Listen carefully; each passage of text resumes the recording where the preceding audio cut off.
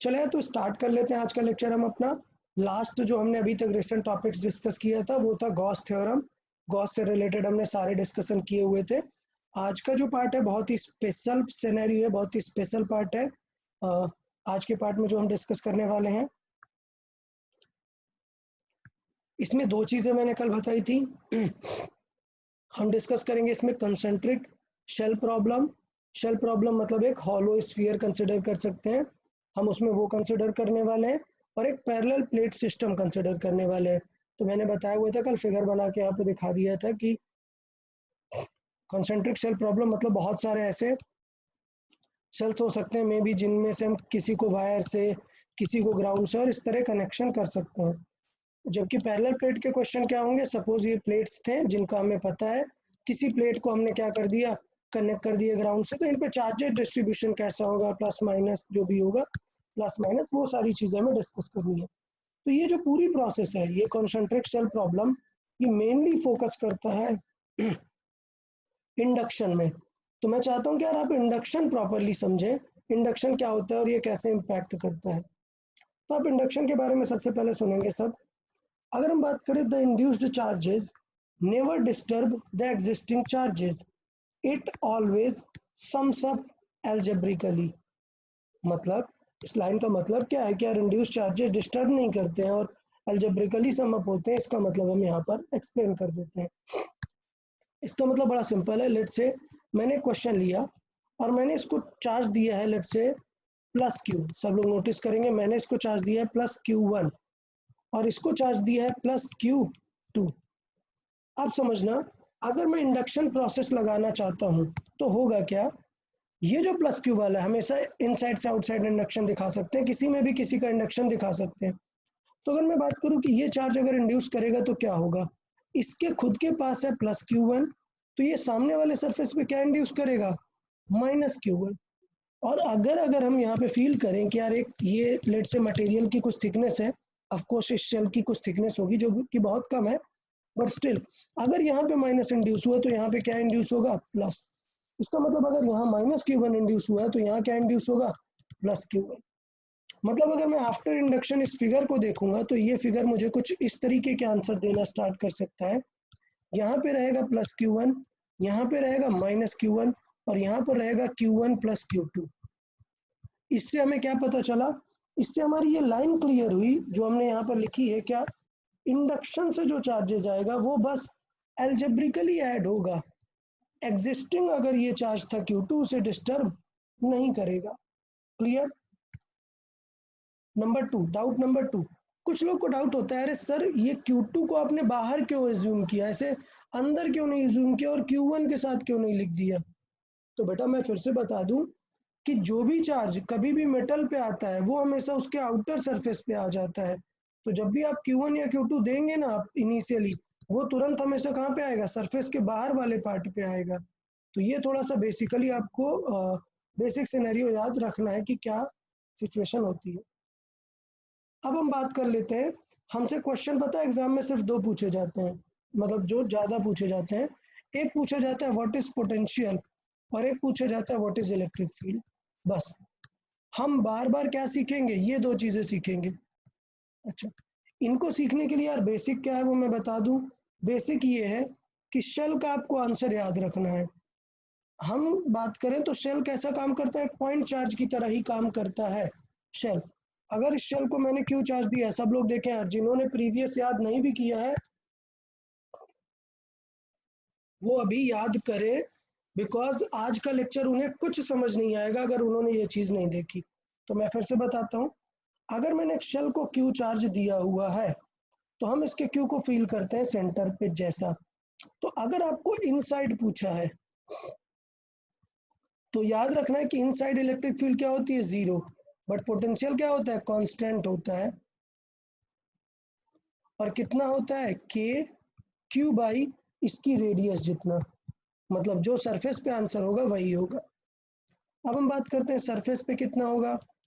तो सरफेस पे अब इलेक्ट्रिक फील्ड जीरो नहीं हो जाएगी, सरफेस पे इलेक्ट्रिक फील्ड आएगी कितनी, के क्यू बाई आर स्क्वायर। सब लोग याद रखें इलेक्ट्रिक फील्ड डायरेक्शनल क्वांटिटी है और उसमें नीचे आर स्क्वायर आता है।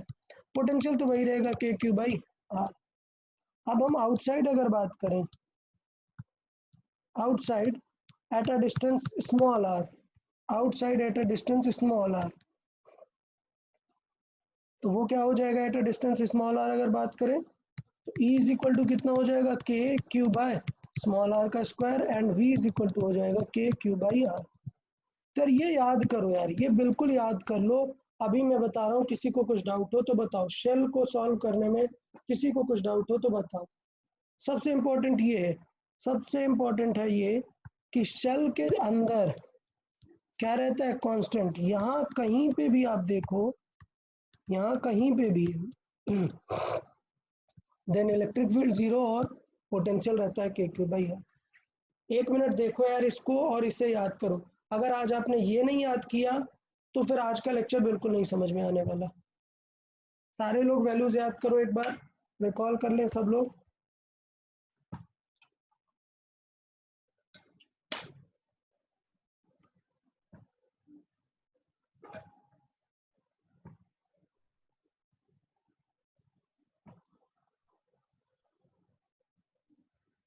तो आई गेस आप लोग को क्लियर होगा। इनसाइड बहुत ही इंपॉर्टेंट है, then surface of course important है बिकॉज स्ट्रेट्स है, और आउटसाइड। दीज थ्री वैल्यूज सबको याद होनी चाहिए, मैं भी पूछूंगा अभी लेक्चर के टाइम पे। चलो वापस आते हैं अपने क्वेश्चन में। तो देखें, सबसे पहले हमें एक स्फीयर के अंदर प्लस क्यू चार्ज रखा था, एक सेल के अंदर प्लस क्यू चार्ज दिया, तो चार्ज डिस्ट्रीब्यूट कैसे होगा, ये प्लस इंड्यूस करेगा माइनस क्यू, ये सबको दिख रहा है, ये प्लस क्यू इंड्यूस करेगा माइनस क्यू। और अगर एक सरफेस पे माइनस आ गया तो उसके नेक्स्ट वाले पे क्या आएगा, प्लस आएगा। तो ये हो गया हमारे तीन चार्जेस, एक सेल्फ का चार्ज और दो इंडक्शन के चार्जेस। अब हमें लिखनी है क्या, इलेक्ट्रिक फील्ड। तो हमने दो पॉइंट चूज किए हैं, एक है इनसाइड और एक है आउटसाइड। तो ये हमारा पहला सिनेरियो ये है इनसाइड का और ये है आउटसाइड का। अच्छा, अब ध्यान दें कि यार ड्यू टू शेल, जो सेल पे ये माइनस क्यू प्लस क्यू है, इसके वजह से अंदर कुछ होगा क्या, नहीं। तो अंदर सिर्फ किसके वजह से होगा, ये जो छोटा सा प्लस क्यू है, अगर इससे हम आर डिस्टेंस पे हैं तो इलेक्ट्रिक फील्ड क्या हो जाएगी, के क्यू बाई आर स्क्वायर। अगर हम पोटेंशियल की बात करें तो यार पोटेंशियल कुछ भी हो, नेट पोटेंशियल देखते हैं। तो नेट कितने लोग हैं, तीन लोग हैं हमारे पास, एक तो ये चार्ज है और दो इंड्यूस चार्ज है।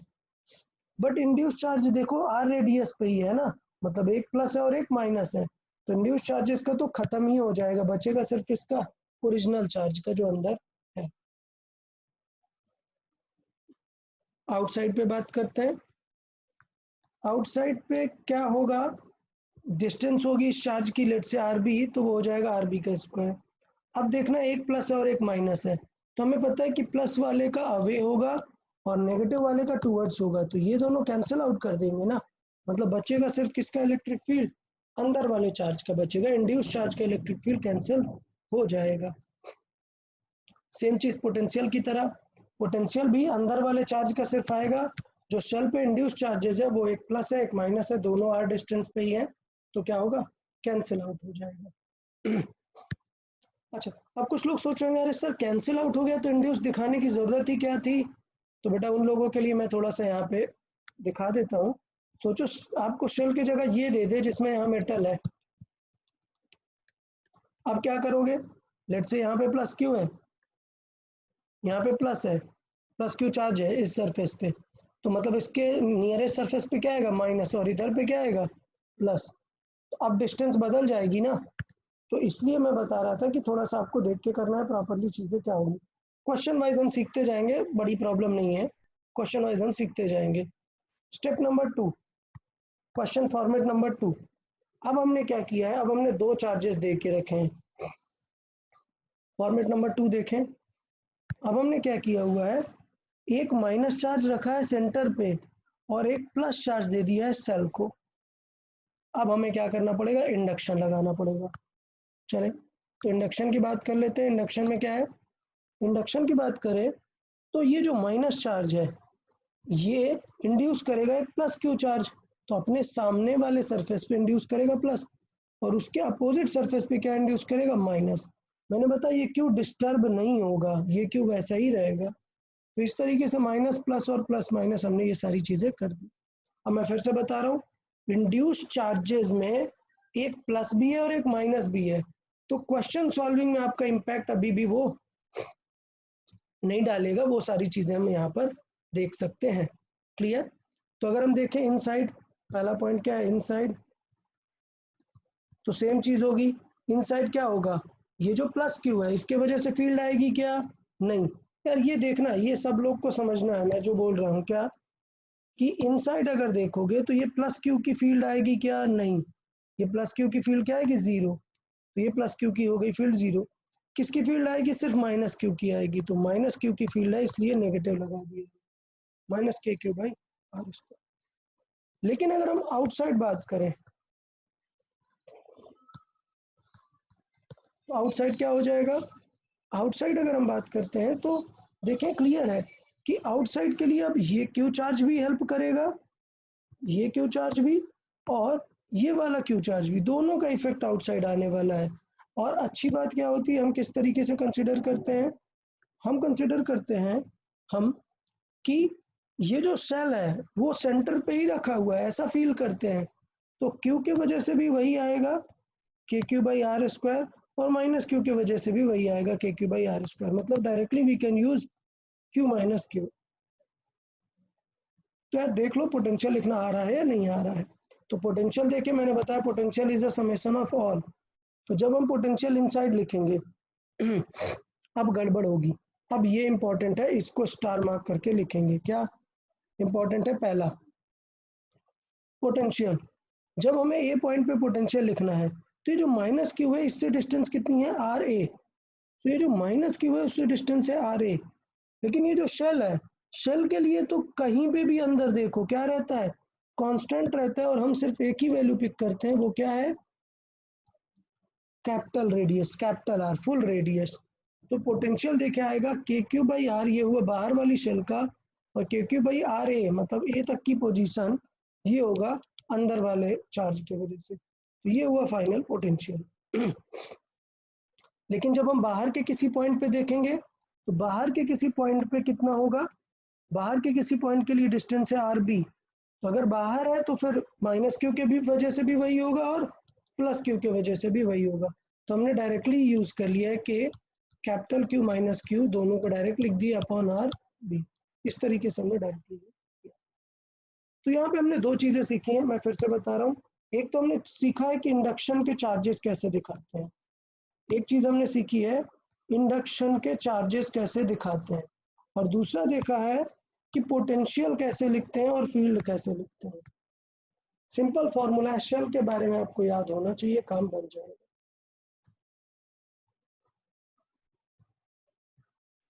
चले तो यार बात कर लेते हैं थोड़ा सा, कुछ इंपॉर्टेंट पॉइंट्स हम यहाँ पे डिस्कस करने वाले हैं जो आपको बहुत सारे क्वेश्चन प्रैक्टिस करने में हेल्प करेगा। तो हम पहले डिस्कस करते हैं मल्टीपल सेल, जिसमें से हम टू शेल प्रॉब्लम डिस्कस करेंगे पहले। So in case of multiple cells, the potential of each cell is written as the contribution of all cells. तो याद आ रहा है, मैंने बताया भी था, ऐसा एक रिंग वाला क्वेश्चन कराया था कि एक ये रिंग है और एक ये रिंग है, इसके सेंटर पे बताओ पोटेंशियल। तो इसके सेंटर पे दो लोग का पोटेंशियल था, एक तो रिंग 1 का और एक रिंग 2 की वजह से ये डायगोनल वाली डिस्टेंस का। तो पोटेंशियल की खास बात है कि हम क्या करते हैं, हम सबका कंट्रीब्यूशन देखते हैं। तो अगर मुझे शेल में पोटेंशियल लिखना है तो हम सबका कंट्रीब्यूशन देखेंगे। अब फोकस करें, सब लोग ध्यान दें कि यार हुआ ये कि हमने Q1 चार्ज दिया है इनर वाली शेल को और Q2 चार्ज दिया है आउटर वाली शेल को। डन। अब हमें निकालना है क्या, पोटेंशियल। तो लेट से हमें निकालना है किसका, इनर वाली शेल का पोटेंशियल। मतलब हमें किसका पोटेंशियल लिखना है, स्मॉल वाली शेल का पोटेंशियल। तो क्या आएगा, वो आएगा स्मॉल वाली शेल का पोटेंशियल और बाहर वाली शेल का पोटेंशियल। क्लियर? स्मॉल शेल का देखना, ड्यू टू बी ए सब नोटिस करें। और ये देखो यार, ये देख लो तो फिर आगे क्वेश्चन बहुत इजी बनेंगे आपसे। देखें क्या लिखते हैं पोटेंशियल, पोटेंशियल का फॉर्मूला क्या है, पोटेंशियल का फॉर्मूला है के क्यू बाय आर। बिकॉज हम ए वाली सेल पे देख रहे हैं तो Q1 बाई R1। अब ड्यू टू बी अगर हम देखें कहाँ पर, ए पर, तो ये क्या है, ये तो इनसाइड है ना, ये इनसाइड ऑफ लार्जर सेल है, इस सेल के अंदर है। और हमने बताया कि अगर सेल के अंदर कहीं पे पूछा है तो क्या लिखते हैं वैल्यू, टोटल वैल्यू लिखते हैं।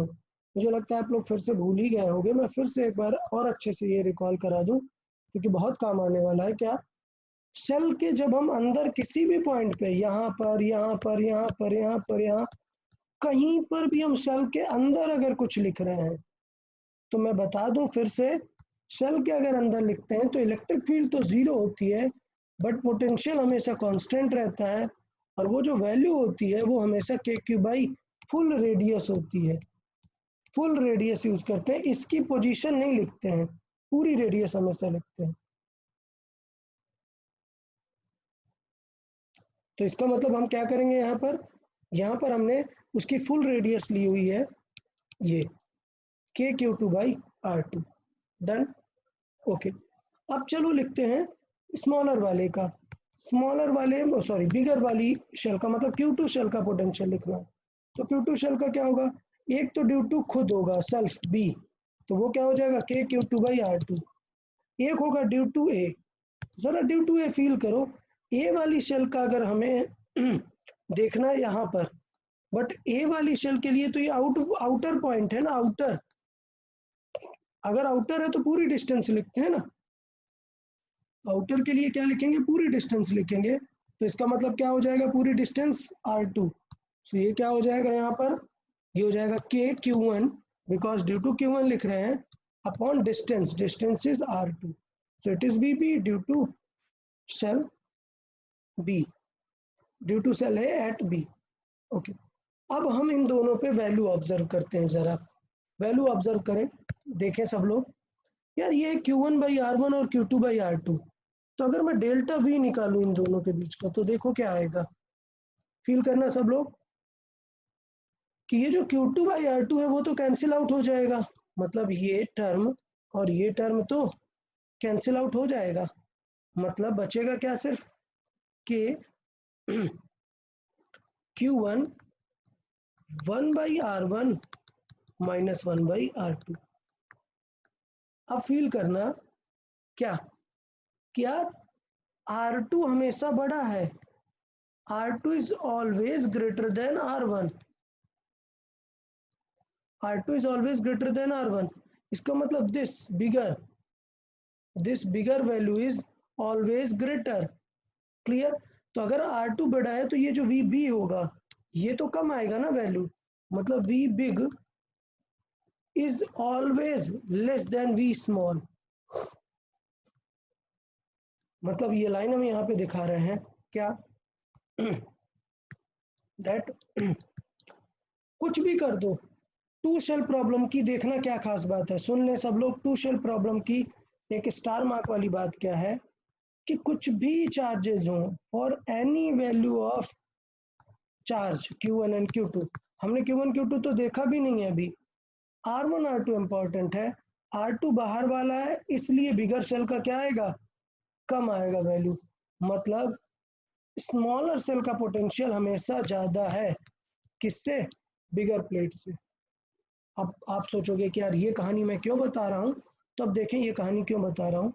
अगर मुझे पता है कि ये दो शेल है और ये शेल नंबर 1 और ये शेल नंबर 2, मुझे पता है V1 is greater than V2 always, कुछ भी क्यों दे दो कुछ फर्क नहीं पड़ता, मतलब क्या है, सोचो अगर आपने इन्हें कभी वायर से कनेक्ट कर दिया तो पोटेंशियल कहाँ से फ्लो होता है, हायर पोटेंशियल से लोअर, इसका मतलब ये होगा कि V1 is higher than V2, that means charge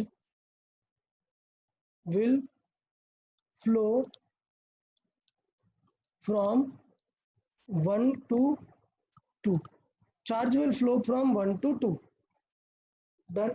अच्छा, तो अब आप सोच रहे हैं यार इससे सब दिक्कत क्या है, मतलब चार्ज 1 से 2 में फ्लो होगा तो टेंशन क्या है, सही है चार्ज फ्लो हो जाएगा, बट जरा आप देखना सोचो, आपको पोटेंशियल चाहिए, लेट से आपको घर पे एक पोटेंशियल बनाना है, तो आपको अगर पोटेंशियल बनाना है तो वो वैल्यू होगी के क्यू बाई आर, मतलब लेट से आपने एक आर डिफाइन किया तो आप इसको कितना क्यू दे सकते हो, आप इसे कितना क्यू दे सकते हैं वो देखना है। तो आप इसे चाहे कितना भी क्यू दो, क्लियर। आपको क्या लानी पड़ेगी, एक बड़ी बैटरी लानी पड़ेगी ना। मतलब अगर मुझे इससे कनेक्ट करना है तो मैंने एक बैटरी से कनेक्ट कर दिया इसे तो जितनी वोल्टेज की आप बैटरी लाओगे उतना ही तो वोल्टेज इसमें आएगा, क्लियर। हमें जितना वोल्टेज आएगा उतना ही बैटरी इसमें आएगी। अब एक साइंटिस्ट है जिसका नाम है वैन दे ग्राफ, सुने।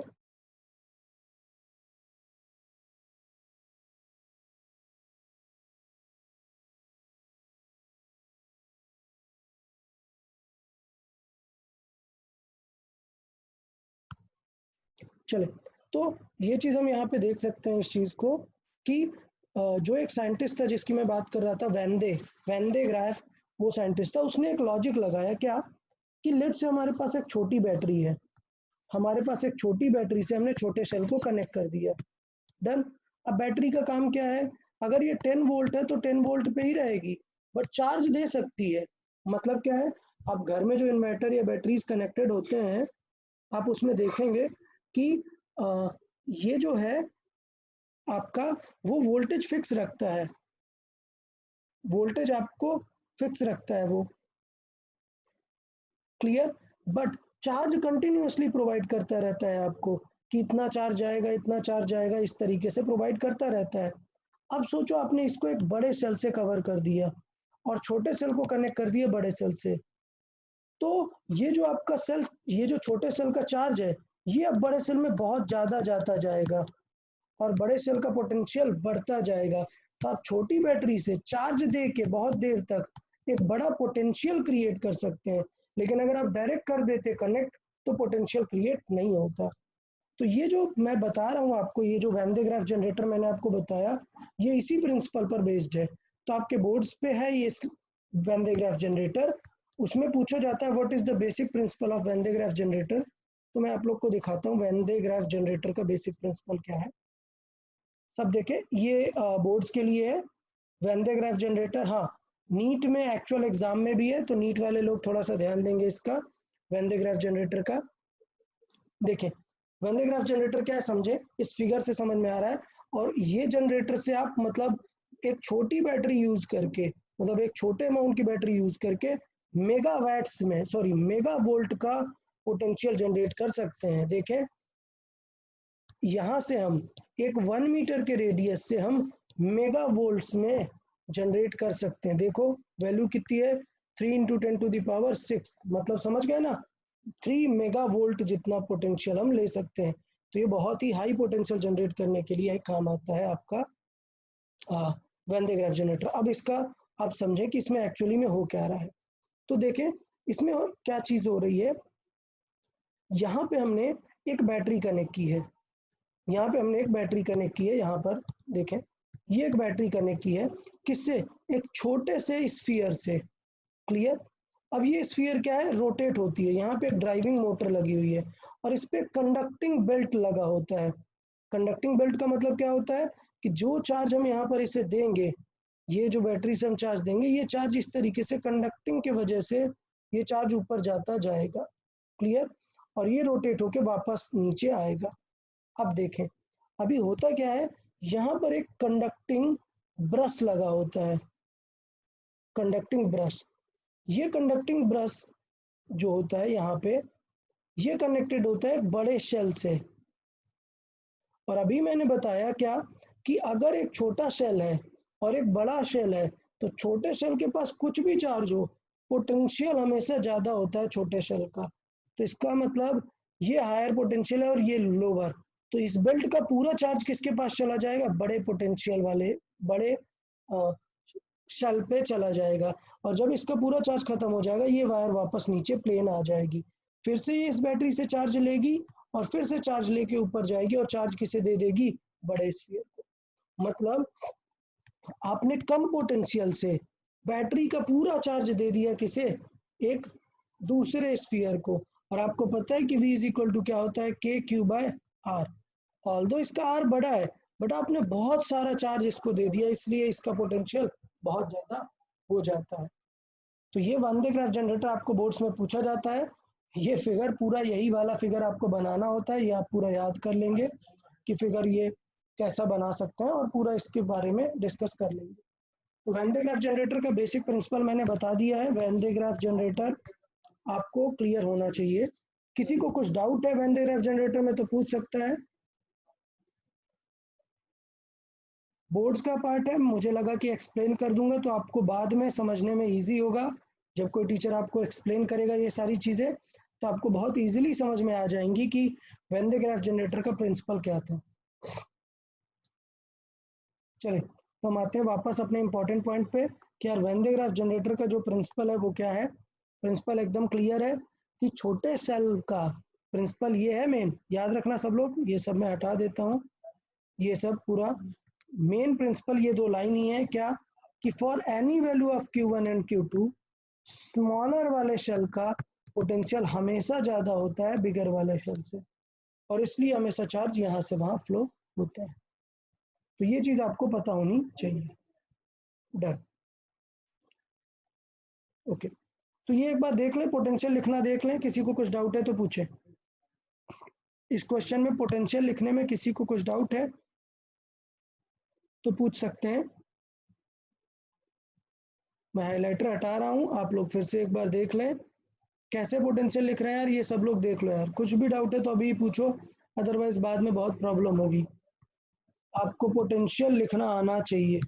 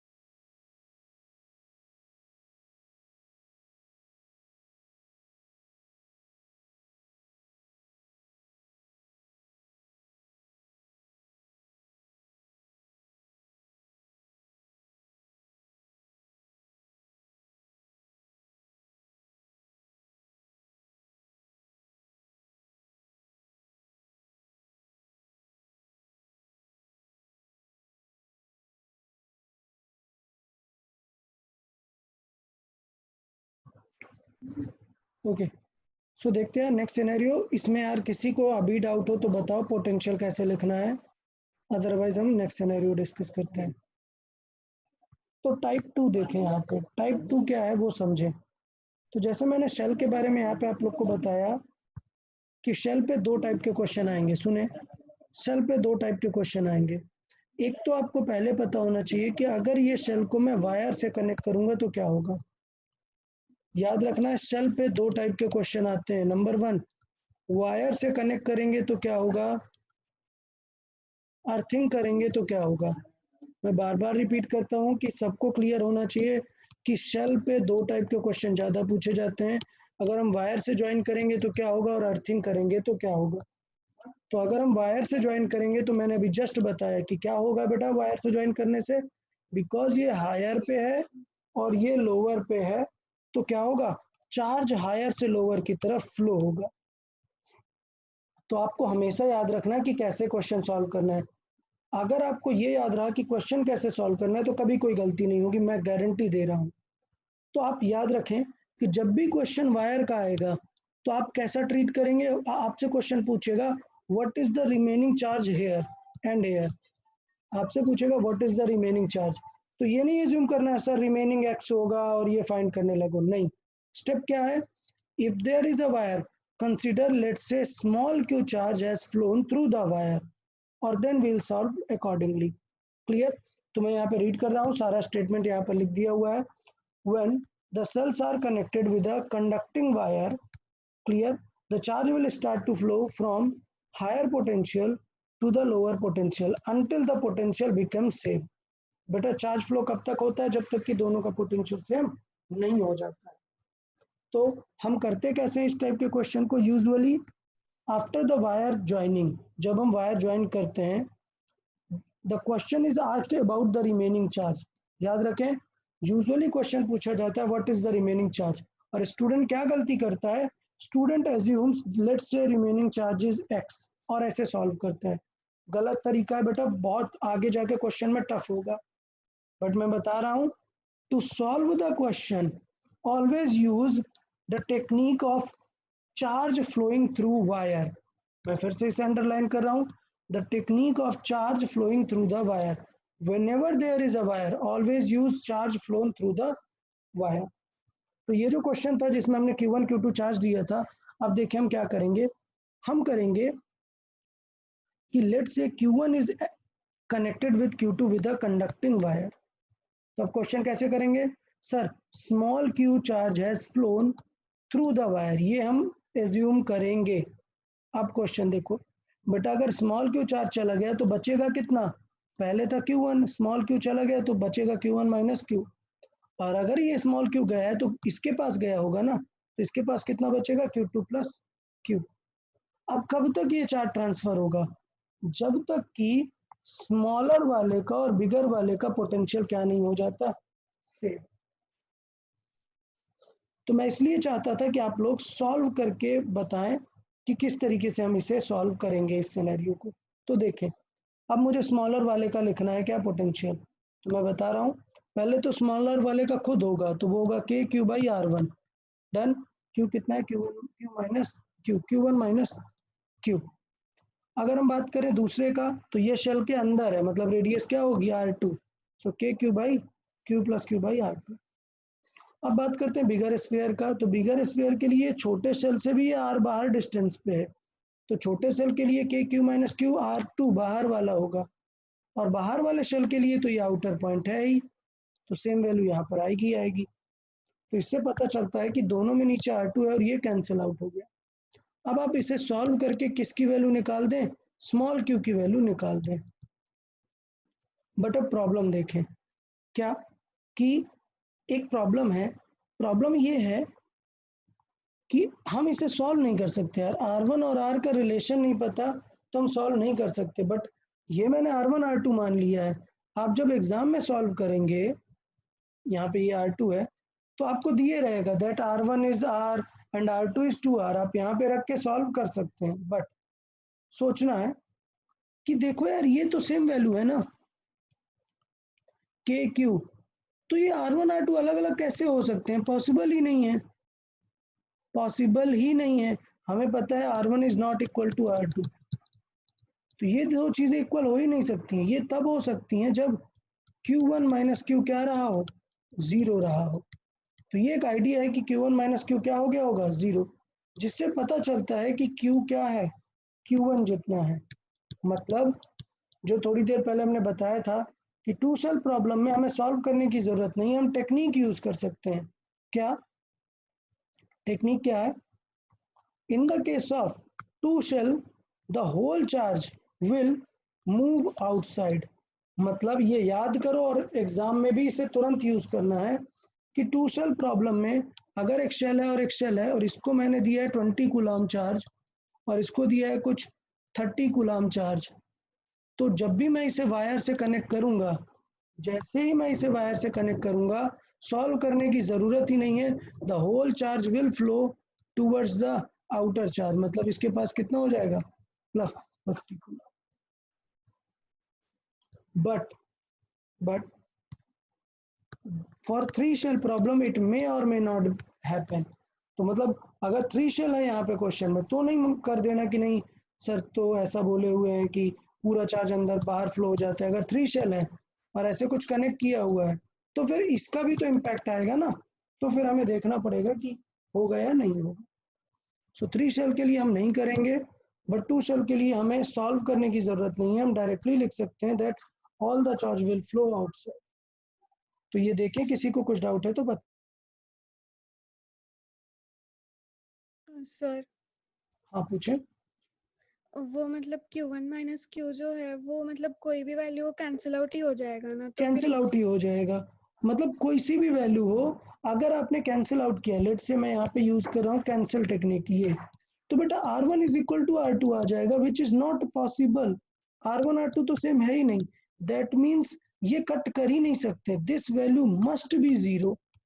इन the case of two shell problem when there are only two cells, ये कैंसिल आउट हो गया और कंफर्म बच रहा है कि इस वैल्यू को जीरो होना पड़ेगा, तभी ये इक्वेशन वैलिड है, नहीं तो ये इक्वेशन वैलिड ही नहीं होगी, कभी इक्वल होंगे ही नहीं। तो इक्वल होने का मतलब है कि this value is zero, which means Q is Q1, that means the charge phloem is totally Q1।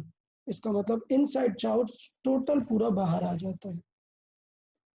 तो इसको याद रखना है सब लोग को, in the case of two shell problem when we connect with the wire, the whole charge of inner shell comes outside. But ये तो ठीक है, बट थ्री शेल प्रॉब्लम में दिक्कत हो जाएगी, इसलिए मैं बता रहा हूँ अभी एटलीस्ट आप ये तो याद रखें कि सॉल्व कैसे किया है। हमने एज्यूम किया टेक्निक कि क्यू चार्ज फ्लो कर गया है और उसके अकॉर्डिंग हमने दोनों में सॉल्व किया। तो अभी अभी मैंने जस्ट बताया था कि हम क्या दो चीजें डिस्कस करते हैं, वायर कनेक्शन, तो वायर कनेक्शन सबको क्लियर है, क्या एज्यूम करते हैं, that Q charge has flown through the wire. Now earthing, earthing में क्या एज्यूम करना है, देखें अर्थिंग में हमको एज्यूम करना है रिमेनिंग चार्ज, मतलब समझें, रीड करेंगे third scenario, whenever the cell is connected to earth, any shell, it doesn't matter which cell is connected, earthing का मतलब कि किसी भी सेल का अर्थिंग है, then it means its net potential becomes zero. अब नेट पोटेंशियल बिकम जीरो मतलब मैंने बताया यार, अर्थिंग का मतलब क्या होता है कि अर्थिंग तुरंत जितना अनबाउंडेड चार्ज है सबको निपटा देती है अर्थिंग, सब कैंसिल आउट हो जाता है, इंडक्शन में मैंने समझाया था। और टारगेट क्या है कि हम मानते हैं कि अर्थ का पोटेंशियल एकदम जीरो है, कितना भी चार्ज डालो वो सब ग्रेस्प कर लेगा पूरा। तो इसका मतलब ये है कि सारा कुछ जो भी है हम एक टारगेट पे सॉल्व करेंगे, that potential of bigger cell will become zero. Done. But what is the important thing, potential zero होता है, उसको स्टूडेंट मिसकॉन्सेप्शन पे चले जाते हैं, वो ध्यान देना है, मिसकॉन्सेप्शन क्या, but the total whole charge will never flow into the earth. मतलब ये नहीं होगा कि आपने सोचा, इधर पे ध्यान देंगे सब, ये सेल है, सॉरी ये सेल है, ये एक सेल है, आपने बोला सर इसके पास 10 कूलाम चार्ज है, इसके पास 20 कूलाम चार्ज है, और आपने ऐसे करने किया सर 20 कूलाम चला गया पूरा, और क्या बचा इसके पास जीरो, इसके पास बचा जीरो, नहीं होगा, ऐसे जीरो नहीं बचता है, ऐसा जीरो नहीं बचेगा, क्यों, क्योंकि एक प्रोसेस है ना इंडक्शन, अगर ये +10 है तो यहाँ क्या लाएगा -10। और याद है मैंने बताया था इंडक्शन में, सपोज ये एक बॉल है और हम प्लस चार्ज लेके आए हैं तो माइनस यहाँ पर आ जाएगा और उसके अपोजिट में क्या आएगा प्लस। फिर क्या समझाया था कि if we connected with the earthing, वो सिनेरियो क्या होगा, this plus will be neutralized, this will be unaffected because this is a bound charge, so this is a bound charge, that's why this will be unaffected। तो ये चीज यहाँ पर भी होगी। तो क्वेश्चन क्या है, मैं फिर से बता रहा हूँ, आपको याद क्या रखना है, वायर के केस में याद रखना है that small Q charge has phloem, done. But earthing के केस में याद रखना है the net potential becomes zero, not the charge, clear, potential becomes zero, not the charge becomes zero, done. अब बात करते हैं सॉल्व कैसे करना है। तो देखें सॉल्व के लिए रीड करते हैं, in the case of earthing always assume the remaining charge on the cell, not the charge which went through the wire. मतलब कि अगर इस क्वेश्चन में मैं बात करूं आपसे कि यार ये 20 चार्ज सेट चला गया, तो मैंने बताया कि अभी पूरा 20 तो नहीं जाएगा, ये 20 तो गलत है, तो आपने से क्वेश्चन में पूछेगा, क्वेश्चन क्या पूछेगा, वायर में क्या पूछता है, what is the remaining charge, और यहाँ पे पूछता है the charge towards the earth, charge went inside the earth कितना हुआ, वो आपसे क्वेश्चन पूछता है। तो चार्ज इनसाइड द अर्थ अगर आपसे क्वेश्चन पूछता है, मैं फिर से बोल रहा हूँ, चार्ज इनसाइड द अर्थ अगर आपसे क्वेश्चन पूछता है, आपको ये सॉल्व ही नहीं करना है, आपको क्या एज्यूम करना है, आपको एज्यूम करना है remaining charge on the cell. याद रखें, these are the techniques to find the answer quickly without any error. तो मैं जो टेक्निक आपको बता रहा हूँ वो बहुत सारे क्वेश्चन को सॉल्व करने के बाद ये आइडिया आया हुआ है कि जब हम डायरेक्टली क्वेश्चन को देख के सीधा सॉल्व करते हैं तो गलत हो जाता है। तो इट्स बेटर कि क्वेश्चन में जो पूछा है वो बाद में फोकस करें, पहले टारगेट करें कि पैटर्न क्या है। तो अगर क्वेश्चन आएगा वायर का, मैं रिपीट करता हूं, देखें, अगर क्वेश्चन आएगा वायर का तो आप सॉल्व करेंगे what is the charge flown through the wire, that is small Q. कुछ भी पूछे आपसे बट आप निकालेंगे small Q. In the case of earthing आप बोलेंगे the remaining charge is small Q. ये बिल्कुल नहीं बोलेंगे कि क्या चार्ज चला गया क्या नहीं हुआ, आप बोलेंगे the remaining charges Q. Done done. तो ये क्यू हम पहले फाइंड करेंगे। अब आइडिया क्या है, इक्वेशन क्या है फाइंड करने के लिए? सो अवर इक्वेशन इज दिस, क्या? The net potential will be zero. So our used equation will be this, the net potential becomes zero। तो क्वेश्चन सॉल्व कर देते हैं। अब क्या करना है, जिसको भी हमने कनेक्ट किया, जिसको भी हमने वायर से कनेक्ट किया, उसका नेट पोटेंशियल क्या हो जाएगा? जीरो। तो इसका मतलब बिगर वाले का नेट पोटेंशियल क्या होगा? जीरो। और अब मैं बार बार जैसे मैं बोल रहा था कि यार पोटेंशियल लिखना आना चाहिए, तो अगर मुझे बिगर वाले का पोटेंशियल लिखना है तो क्या लिखेंगे?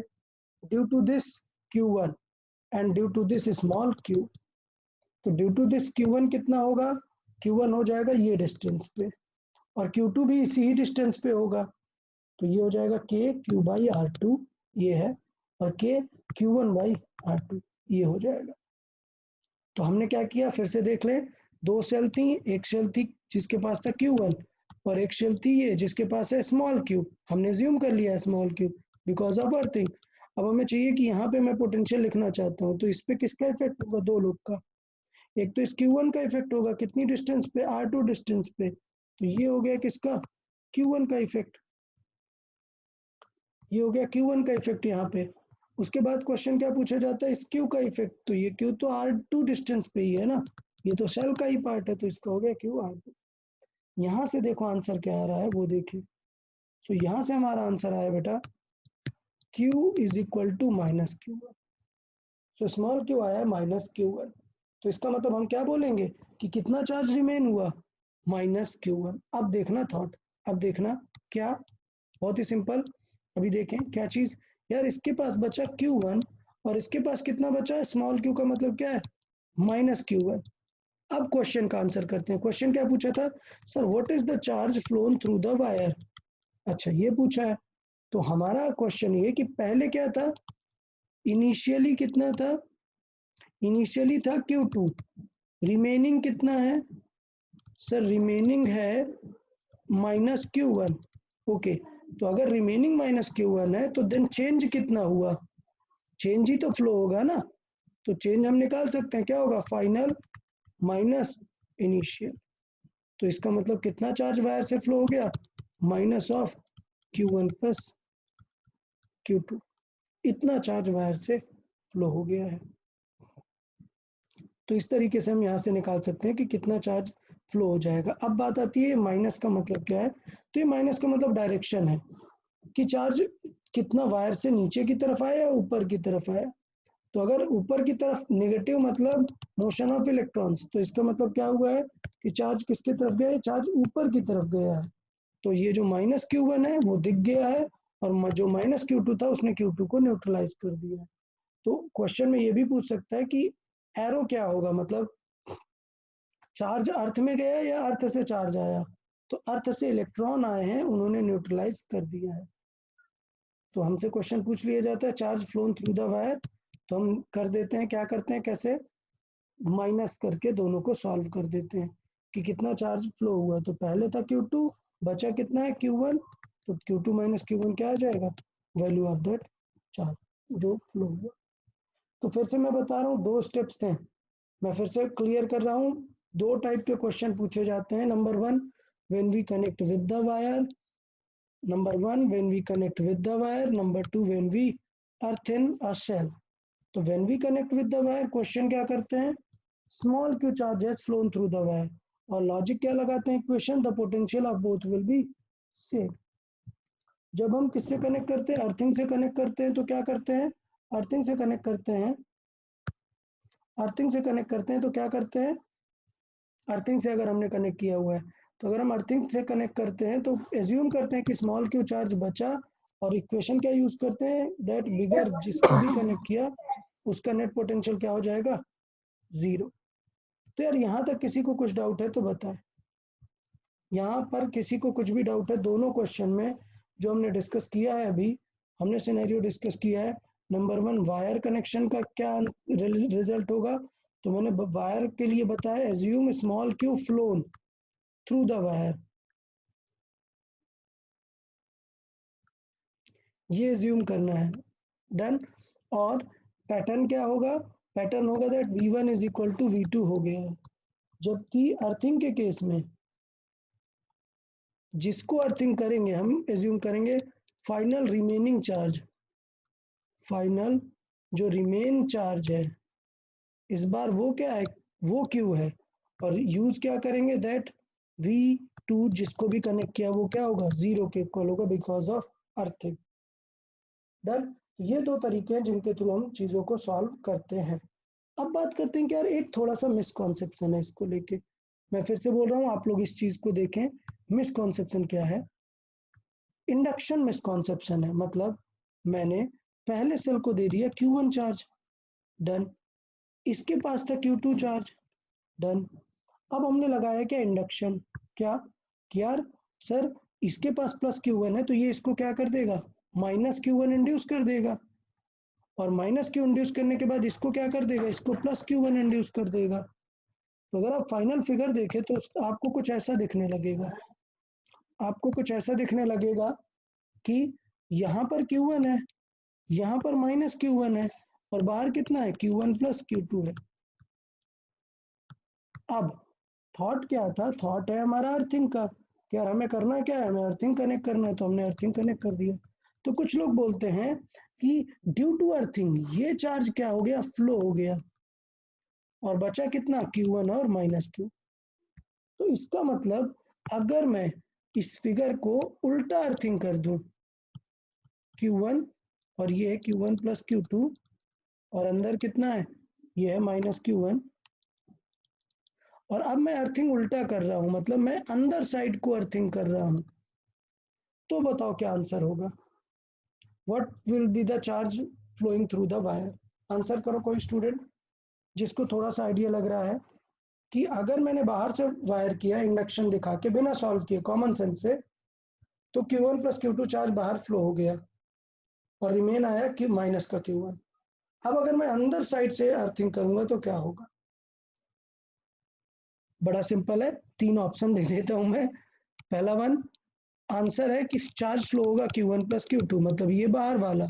नंबर 2 चार्ज फ्लो होगा माइनस Q1। नंबर 3 कोई भी चार्ज नहीं फ्लो होगा। तो कोई भी कुछ भी आंसर करे उस आंसर का थोड़ा सा एक्सप्लेन करे, चले ट्राई करें यार।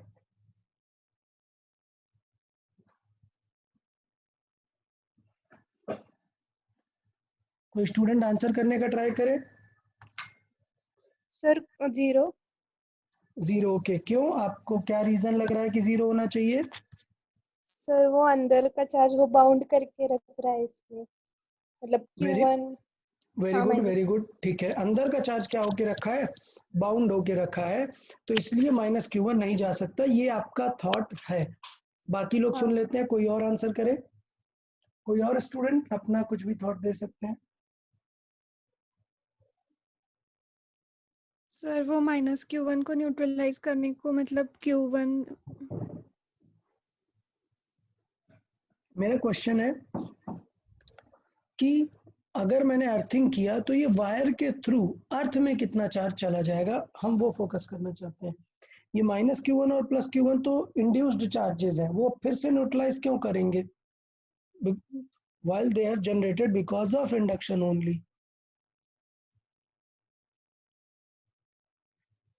कोई और स्टूडेंट है यार, बाकी लोग मतलब क्या ऐसा आंसर कुछ करना ही नहीं है, कुछ तो करें, कुछ तो बताएं क्या लग रहा है किसे। इंडक्शन प्रोसेस को थोड़ा सा याद करें कि जब मैंने बताया था इंडक्शन में, मतलब ये वाले फिगर बनाए थे जब मैंने, कि एक प्लस चार्ज लेके आए हैं और एक ये पास में लाए हैं, तो यहाँ माइनस इंड्यूस होगा, फिर यहाँ प्लस इंड्यूस होगा, और अर्थ कनेक्ट करने से होता क्या है वो चीज अगर याद हो तो अगर याद है तो मैं बता देता हूँ एक्सप्लेनेशन। क्या मैंने बताया था कि जो इलेक्ट्रॉन है वो इस वायर से ऊपर जाते हैं, इन्हें न्यूट्रलाइज कर देते हैं और ये पूरा हो जाता है जीरो। तो क्वेश्चन ये था कि यार यहाँ पे भी तो इलेक्ट्रॉन है, ये क्यों नहीं चले गए न्यूट्रलाइज करने? तो बेटा ये इंड्यूस हुए हैं एंड दे आर बाउंड। तो ये बाउंड चार्जेस है, ये नहीं जा सकते इसे छोड़ के। तो इसका मतलब किसे जाना पड़ेगा? अर्थ के इलेक्ट्रॉन को आना पड़ेगा। तो फिर बात है कि यार अर्थ के इलेक्ट्रॉन ज्यादा आ सकते हैं क्या? नहीं, इस प्लस की कैपेसिटी के हिसाब से आएंगे। अगर ये प्लस ज्यादा होगा तो ज्यादा आएंगे। सोचो इसके पास होता नहीं, ये थोड़ा लेस कंडक्टिंग होता, तो फिर अर्थ से चार्ज आना शुरू हो जाता है इसके पास। तो वही सिनेरियो यहाँ पर है। यार ये एक लेयर है, ये एक लेयर समझे, ऑल्दो मैंने इनसाइड से कनेक्ट किया हुआ है, but Q1 will never flow. Q1 क्या है? ये बाउंड है। बट प्रॉब्लम ये है, क्या अर्थ का चार्ज सिर्फ सिर्फ कांटेक्ट पे काम आता है? मतलब क्या ये जो मैंने इलेक्ट्रॉन्स यहाँ पे ड्रॉ किए हैं, क्या ये सिर्फ कांटेक्ट में रहते हैं? नहीं, they can move anywhere in this sphere, will depend upon the situation। तो अगर हम बात करें तो ये Q1 प्लस Q2 ये तो फ्री है ना पूरा इस सरफेस पे, तो ये इस सरफेस से भी आके वापस अर्थ में जा सकता है। दैट मीन्स अर्थ के इलेक्ट्रॉन्स इसे जाके न्यूट्रलाइज कर सकते हैं। डन। तो इसका मतलब अभी भी वही सिनेरियो होगा, Q1 प्लस Q2 चार्ज ही न्यूट्रलाइज्ड होगा। क्लियर? ये मिसकॉन्सेप्शन है कि यार ये बाहर का चार्ज फ्लो हो गया। नहीं, कोई सा भी चार्ज हो बाहर और अंदर नहीं होता। Bound charge does not flow inside the earth, remaining any charges can be neutralised. तो इस क्वेश्चन का इस पार्ट का हम देख लेते हैं। मैं मिसकॉन्सेप्शन की तरह इस चीज को समझाता हूँ कि लोग गलती करते हैं। कुछ लोगों को लगता है कि ये जो बाहर वाला चार्ज है वो सिर्फ जा रहा है, सही है, लेकिन जब अगर हम अंदर से कनेक्ट कर दें तो कुछ लोग को लगता है कि Q1 चला जाएगा, वो तो बहुत ही गड़बड़ है।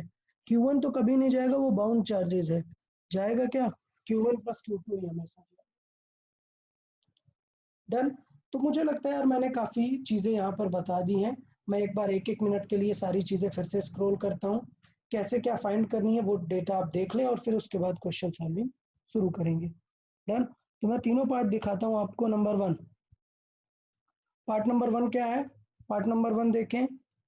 I have given, सब लोग फिर से सुने, I have given certain charge this Q1, I'll erase these all these values।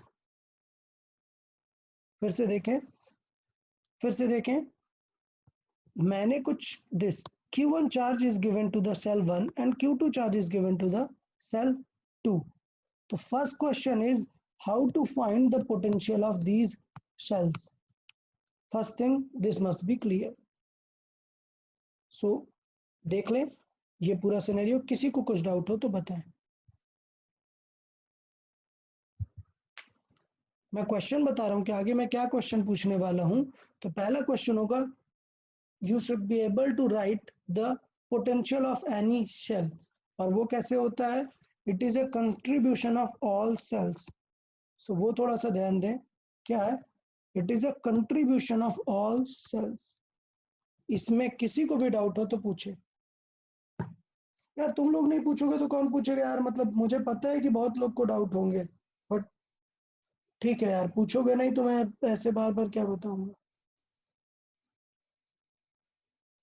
किसी को कुछ डाउट दोनों सेल का पोटेंशियल लिखने में? चले नहीं।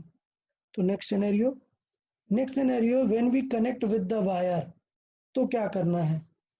तो बड़ा स्ट्रेट फॉरवर्ड स्टेटमेंट है। अगर टू सेल प्रॉब्लम है तो टू सेल प्रॉब्लम में डायरेक्ट हमें आंसर पता होना चाहिए, the whole charge will move outside. Done. And solving कैसे करते हैं? सॉल्विंग है, दोनों का पोटेंशियल हम इक्वेट करते हैं by considering that small q charge will flow through the wire, by considering स्मॉल q charge has flown through the wire. Step 3, when some shell is earth and और उसको अर्थिंग किया हुआ है, then we use the concept of making that cell the potential of that cell as zero. और उसके लिए क्या करते हैं, let's assume the remaining charge on that cell will be small Q and we try to find this small Q. उसके basis पे हम check करेंगे कि what will be the charge flown through the wire. तो वो हो जाएगा initial charge minus final charge. वो थोड़ा देखें कि अगर हमें निकालना है चार्ज फ्लोन, तो चार्ज फ्लोन कितना हो जाएगा, वो हो जाएगा इनिशियल माइनस फाइनल। मतलब पहले कितना था, बाद में कितना बचा, वही हो जाएगा कि कितना चार्ज फ्लो हो गया। डन। तब ये क्वेश्चन सॉल्व करें सब लोग।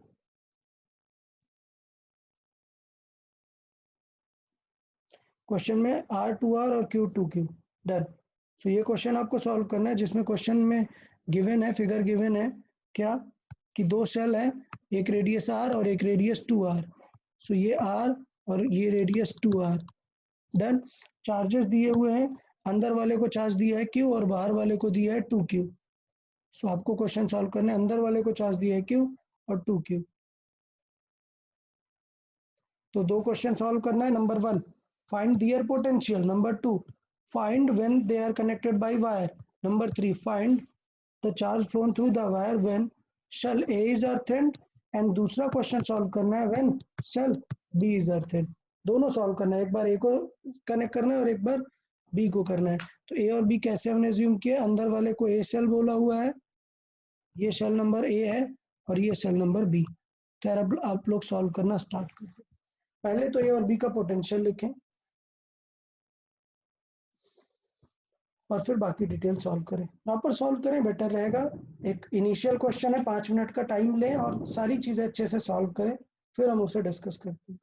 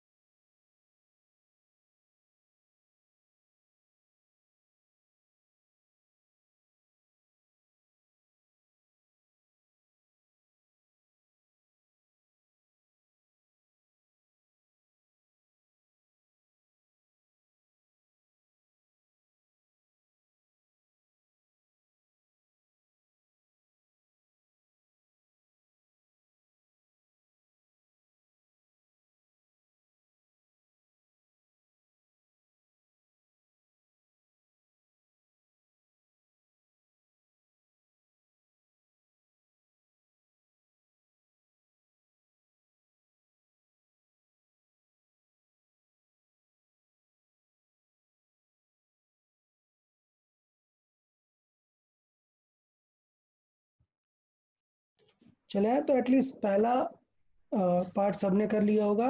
दोनों का पोटेंशियल सबको लिखना आ गया होगा इस चीज़ में। देख लेते हैं दोनों का पोटेंशियल कैसे लिख लेते हैं।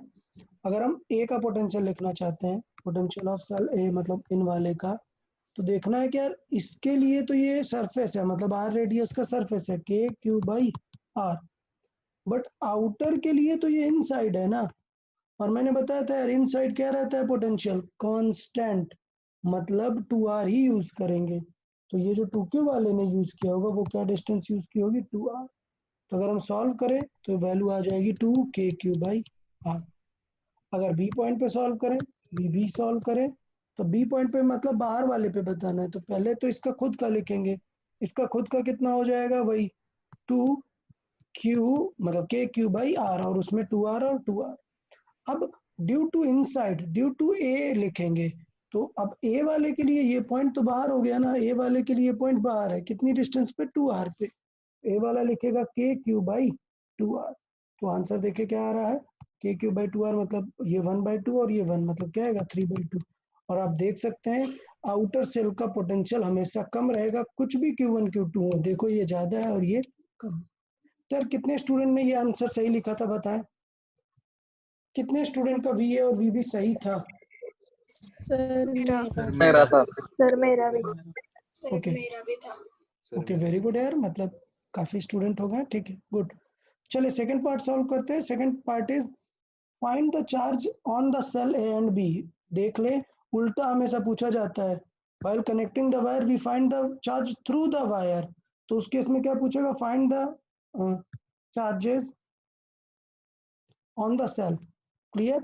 तो अगर हम बात करें कि शेल पे चार्जेस कितने होंगे ए एंड बी पे, तो मुझे डायरेक्टली आंसर पता होना चाहिए।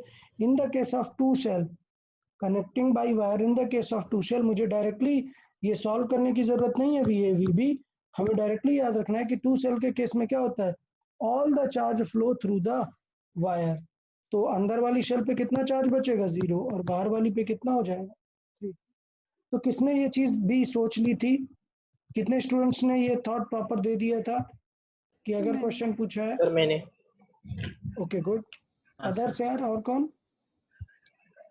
सर मैंने। Okay good. अथर्व आप? हाँ सर। Okay good good. ठीक है, तो दो चीजें हमें क्लियर हैं जो कि बहुत सिंपल थी। पोटेंशियल लिखना में आना चाहिए, हमें वायर कनेक्शन पे पता होना चाहिए। लास्ट पार्ट है जब ए को अर्थ किया और जब बी को अर्थ किया। तो पहले क्वेश्चन सॉल्व करते हैं। ए को अर्थिंग कर दिया है, ठीक है, अंदर वाली शेल को अर्थिंग किया है। सॉल्व करें सब लोग, सब लोग पहले सॉल्व करें। When shell A is earthen, सब लोग सॉल्व करेंगे क्वेश्चन किस चीज के लिए, क्वेश्चन सॉल्व करेंगे when shell A is earthen, मतलब इसको अर्थिंग कर दी है। जिसके पास पहले कितना था, बिफोर अर्थिंग था Q और बाद में इसके पास था 2Q। अब क्वेश्चन बदल देना है।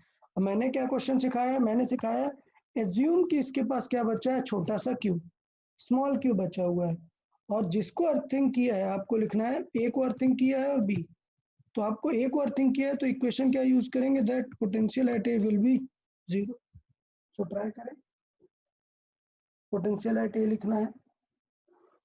तो अगर पोटेंशियल एट ए लिखो तो क्या होगा, एक तो इसके खुद का पोटेंशियल होगा तो वो कितना हो जाएगा के क्यू बाय आर, और ये वाली शेल का भी तो पोटेंशियल होगा पूरा। इसके लिए तो ये 2r डेप्थ पे है, 2r डिस्टेंस का है, तो ये होगा के 2Q bye 2r is equal to 0। तो इससे हम थोड़ा सॉल्व करें, 2 कैंसिल आउट हो गया, Q इज इक्वल टू क्या आ गया -Q। इसका मतलब फील करें फाइनल फिगर क्या दिखेगा, देखें देखें बहुत ही सही। फाइनल फिगर कुछ आपको ऐसा दिखेगा कि यार इसके पास है 2Q और ये जो अंदर शेल है इसके पास कितना है -Q है जब अर्थिंग से कनेक्ट किया। तो इसका मतलब आइडिया क्या है, आइडिया क्या हुआ, कितना चार्ज चला गया, पहले था +Q अब बचा -Q। तो कभी भी चेंज चाहिए अगर आपको चेंज, तो वो होगा initial -Q, initial -Q final. तो बेटा इनिशियल था इसके पास चार्ज Q और अभी माइनस बचा कितना -Q, मतलब कितना चार्ज फ्लो हो गया, 2Q charge has flown through the wire. तो इसका मतलब when A is earthen, when A is earthen then the charge will be, the charge flown will be this Q1। अब B को connect करो और B के बारे में सॉल्व करें यार सब।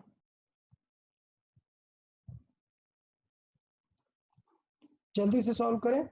What will happen if B is connected to the earth? I need the answer, I need the answer this, find the charge flown through the wire। I need this answer, charge flown through the wire when B is connected। और जिसको answer आ जाए सबसे पहले वो answer कर सकता है।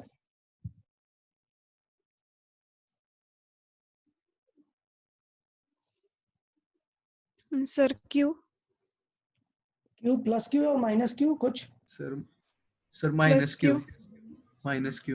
Okay चले, दो आंसर है हमारे पास, एक +Q एक -Q, दोनों लोग चेक कर लो, देखें किसका करेक्ट है।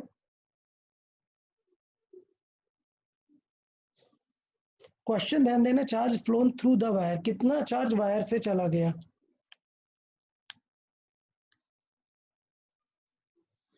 मे बी शायद सर 3Q। हाँ sir 3Q। 3Q, very good, 3Q correct sir answer. -3Q। अरे हाँ, -3Q नहीं, 3Q ही होगा। माइनस क्यों जाएगा जब प्लस वाला जाने वाला है? देखें, स्टेप क्लियर है हमें। एक लू, एक शेल बाहर एक शेल।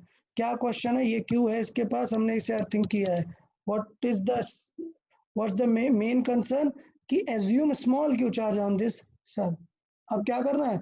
दिस आउटर वाली सेल का क्या करेंगे यार? पोटेंशियल 0 के इक्वेट करना है। तो ये रेडियस है r और ये रेडियस है 2r। तो अब देखें, q के लिए ये 2r डिस्टेंस पे होगा, that means k q by 2r, plus ये जो छोटा वाला चार्ज है ये भी 2r डिस्टेंस पे है, that means k q by 2r is equal to 0, that means q is equal to क्या आ गया? -q। तो मतलब ये कि फाइनली पता है क्या दिखेगा? फाइनली आपको यहाँ पर दिखेगा कि -q है, और आप समझ गए होगे -q क्यों दिख रहा है।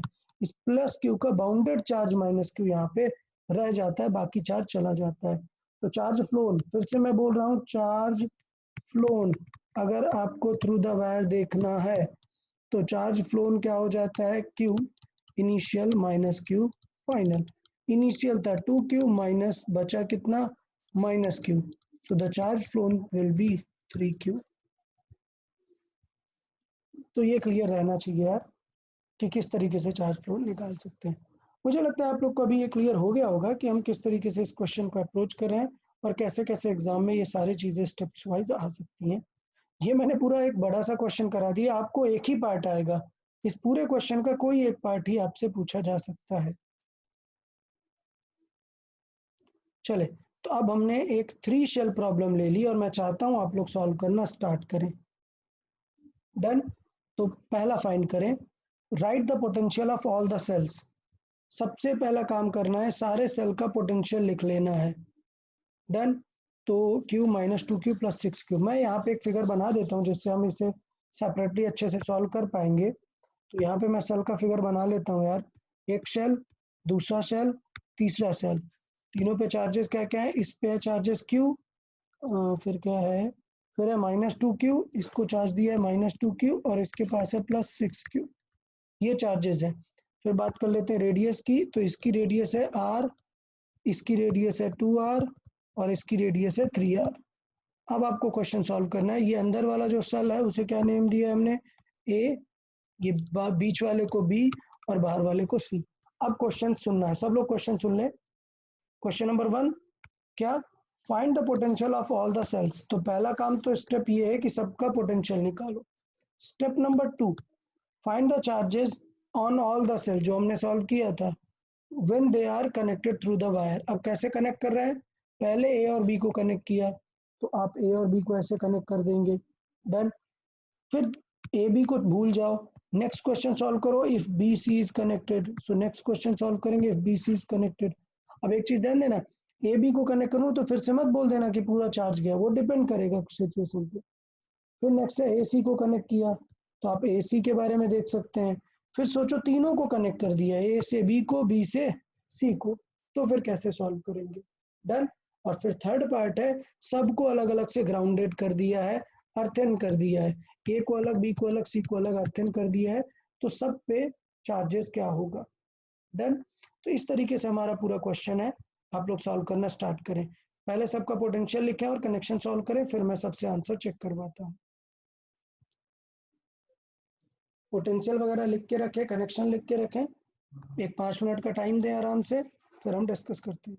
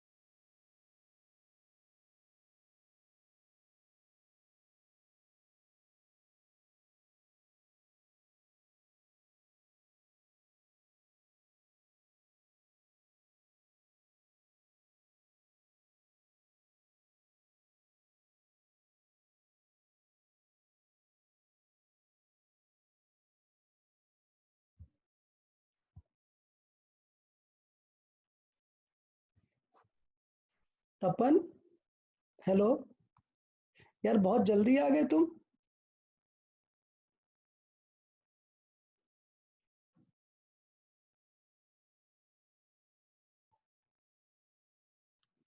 हेलो तपन। अच्छा हाँ, क्यों भाई इतनी जल्दी क्यों आ गए तुम? ओके, सो तपन का चैट आ गया। Sir no mic. Okay I know, तुम्हारे पास माइक नहीं है, चलेगा। तुम पहले से ज्वाइन हो या जस्ट अभी ज्वाइन किया है तुमने? चैट में ही मैसेज कर सकते हो। अच्छा पहले से ही हो, डिसकनेक्टेड था। तो ये बता दो यार बस कि पोटेंशियल के आंसर आ गए हैं, मैं बताना स्टार्ट करूं, चेक करना शुरू करूं? ओके, सही है यार, जयंत और ये सब मैसेज भी कर दिए। चले हम देख लेते हैं पोटेंशियल के क्या आंसर्स आए हैं। चले देखेंगे। तो पहला आंसर आया है 2 k³/r, दूसरा है 3/2 k³/r, तीसरा है 5/3। यार देखें किसके आंसर ये आ गए हैं, मैच करें, बताएं। सर मेरा। आ गए। सर मेरा भी। हाँ सर मेरा भी। ओके गुड गुड, 5-6 एटलीस्ट आ गए। बाकी लोग के माइक स्टार्ट नहीं होते या फिर वो मतलब उनका भी आंसर ही नहीं आया? अभी सिर्फ मुझे 6 स्टूडेंट्स ने बोला कि ये आंसर आ गया। बाकी लोग क्या कर रहे हैं भाई, म्यूजिक सुन रहे हो क्या?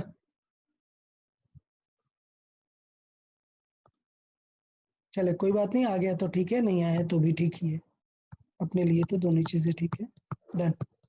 तो हमने ये तीनों का पोटेंशियल लिख लिया है, किस तरीके से हम इनका पोटेंशियल डिस्कस कर सकते हैं। फिर बात आते हैं कनेक्शन में, कनेक्शन का सॉल्विंग स्टार्ट करें सब लोग। कनेक्शन के बाद तीनों पे रिमेनिंग चार्जेस क्या क्या होंगे वो सॉल्व करना स्टार्ट करें।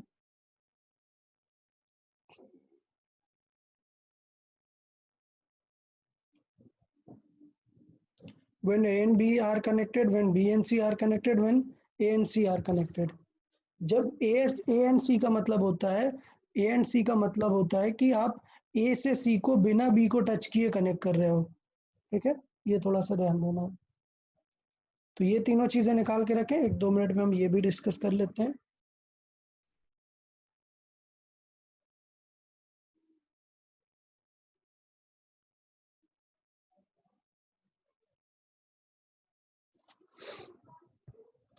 चले तो देख लेते हैं हम क्या सिनेरियो है। अगर हमें ऐसा कुछ डिस्कस करना है तो हम क्या एज्यूम करते हैं कि यार ए से क्यू चार्ज चला गया किसमें, बी में, और V A is equal to V B कर देते हैं। तो जैसे मैंने पहले बताया कि यार ए और बी का पोटेंशियल लिखना आना चाहिए, तो ए और बी का पोटेंशियल लिख देंगे, दोनों को सॉल्व कर देंगे और आंसर आ रहा है Q is equal to Q. मतलब अंदर का पूरा चार्ज कहाँ पे फ्लो हो गया है, बाहर। तो क्यू हमने फ्लो किया, बचा था कि उसके पास -2q प्लस क्यू ऐड किया, तो ये रहा। सी का चार्ज डिस्टर्ब नहीं हुआ ए और बी पे चेंज करने पे। फिर पार्ट 2 हमने सॉल्व किया, अब हमने क्या कनेक्ट किया, बी और सी को कनेक्ट किया है। तो फिर इस बार किसे इक्वल करेंगे, वी बी और वी सी को इक्वल करेंगे। सेम पैटर्न आपको समझना है, दोनों का पोटेंशियल डिफरेंस इक्वेट करेंगे, सॉल्व करेंगे तो स्मॉल क्यू की वैल्यू आ गई क्यू। इसका मतलब क्या हुआ, इसका मतलब ये हुआ कि ये 3 सेल्स थी और जब हमने बी और सी को कनेक्ट किया तो कितना चार्ज फ्लो हो गया, क्यू। यार इसके पास था -2q और क्यू और चला गया, तो मतलब इसके पास माइनस का क्यू बचेगा ना, कि कितना चार्ज इसमें से और चला गया इसके पास। तो 1 मिनट, आंसर गलत है। क्यू का आंसर क्या आ रहा है, -q आता है। तो इसके पास 2q चार्ज था और -q चला गया है, तो ये जो +6q वाला है, जिसको -q मिलेगा तो वो क्या बचेगा, रिमेनिंग 5q। इसके खुद के पास -q बचेगा और ये सेटअप आ जाएगा हमारे पास रिमेनिंग का। सेम चीज अगर हम बात करें तो ए और सी के बारे में भी हम कर सकते हैं, कि ए और सी को कनेक्ट किया तो फिर से तीनों का इक्वेट कर देंगे और सॉल्व करेंगे तो क्यू की वैल्यू आ गई है q/2। मतलब ए से q/2 चला गया है किसके पास, सी के पास, तो बी का चार्ज वही रहेगा, यहाँ पे देख सकते हैं।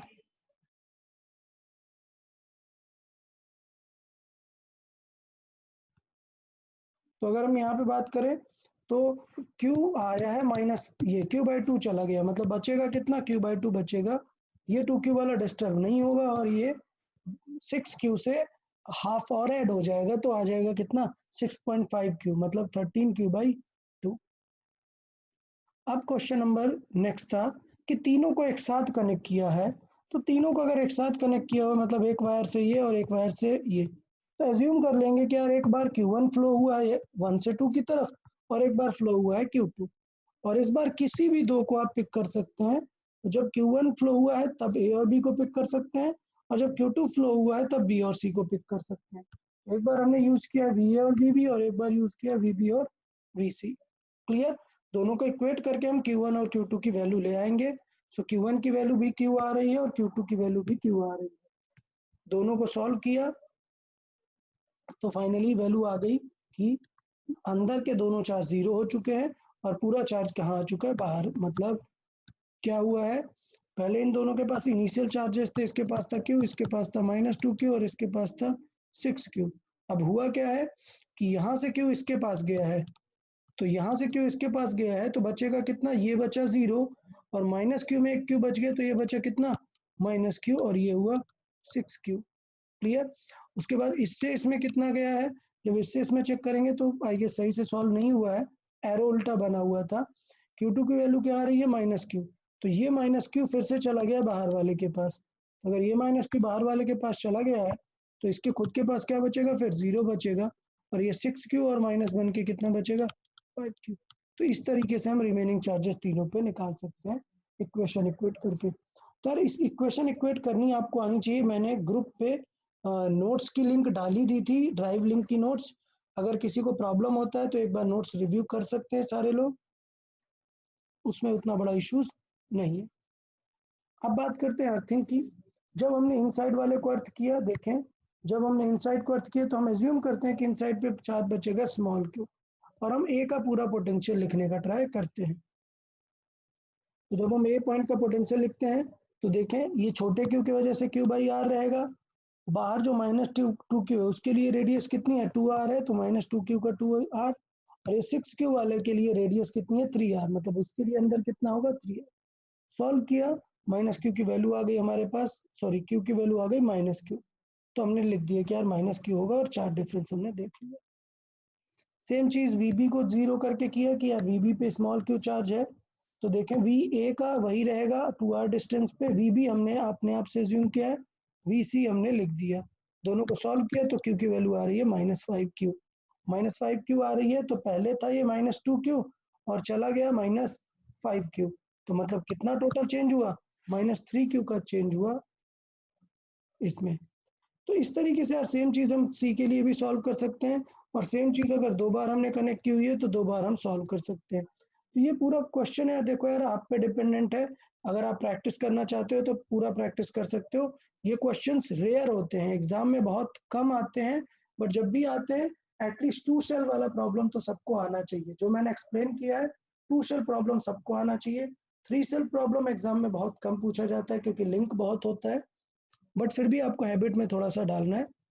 तो इसलिए सारी चीज़ें मैंने जो थी वो एक्सप्लेन कर दी हैं, आप एक बार और कंटिन्यू कर सकते हैं। अब हम अपने लास्ट पार्ट पे चलते हैं, इस चैप्टर के इलेक्ट्रोस्टैटिक के लास्ट सेक्शन पे, पैरेलल प्लेट सिस्टम के बारे में।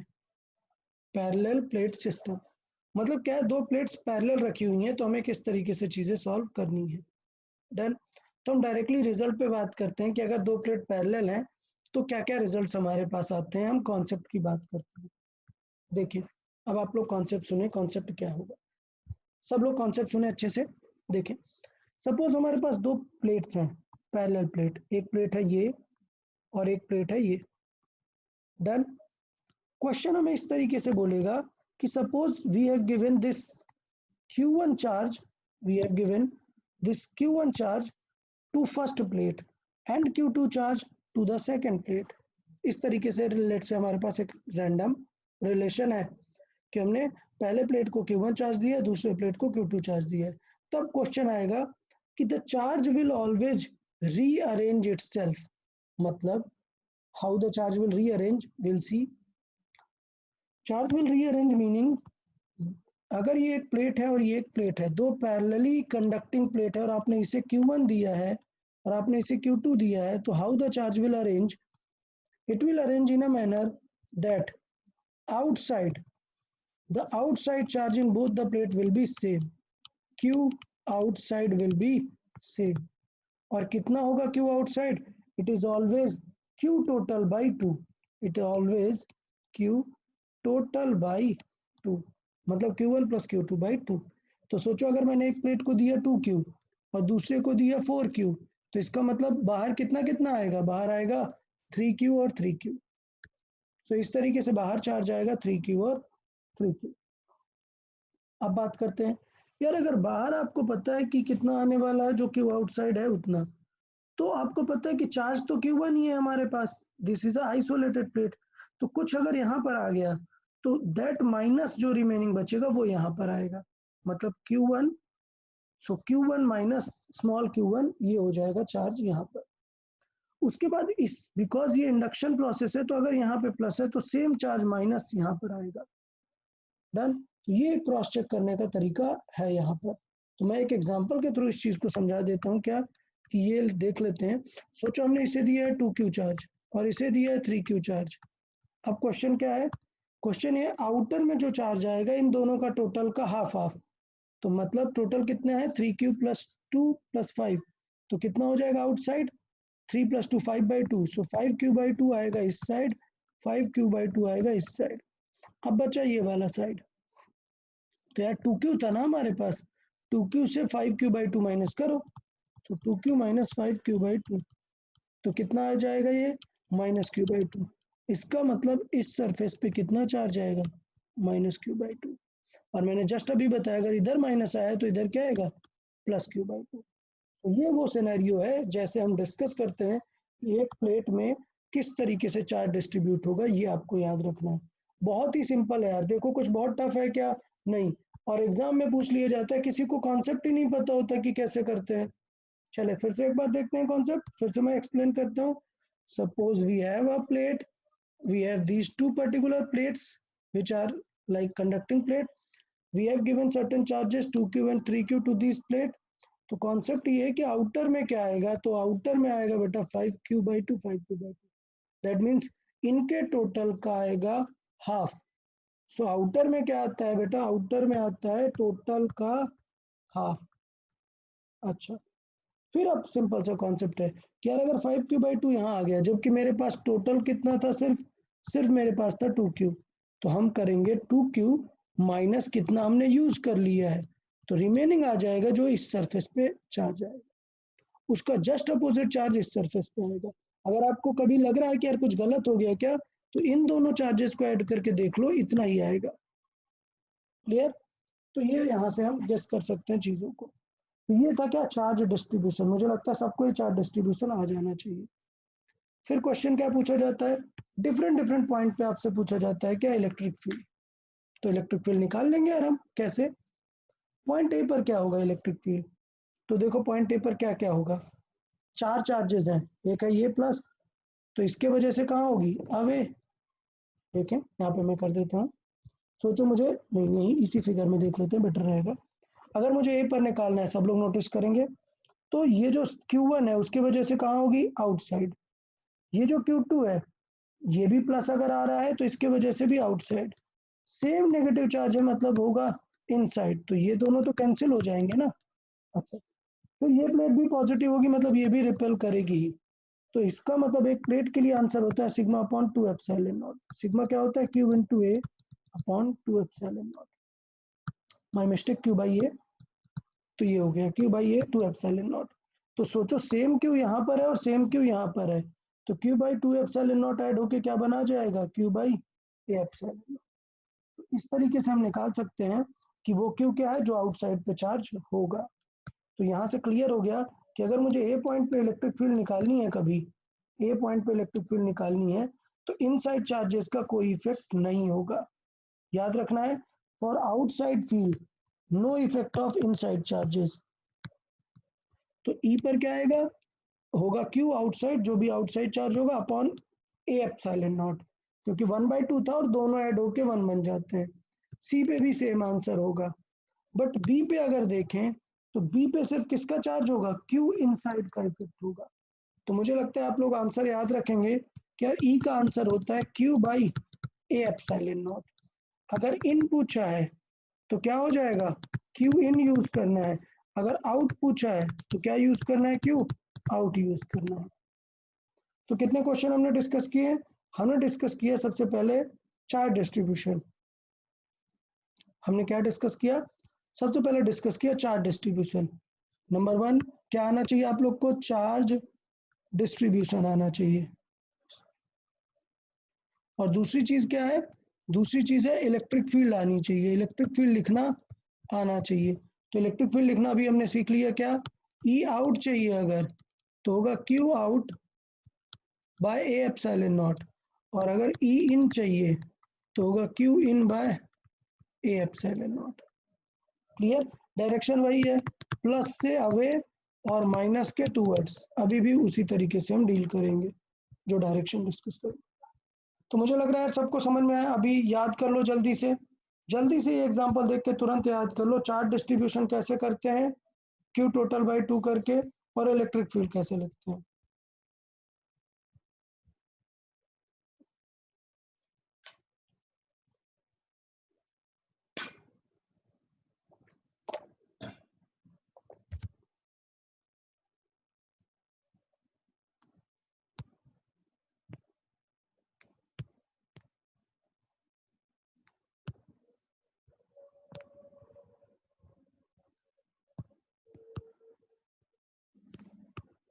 ये हमारा मेन और मेजर कॉन्सेप्ट है।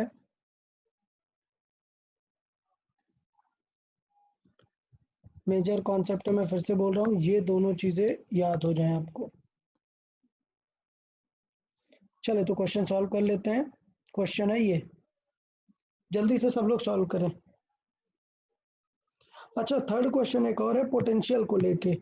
पोटेंशियल कैसे निकाल सकते हैं मैं यहीं पे आपको सिखा देता हूँ। यार बताया ना पोटेंशियल क्या होता है?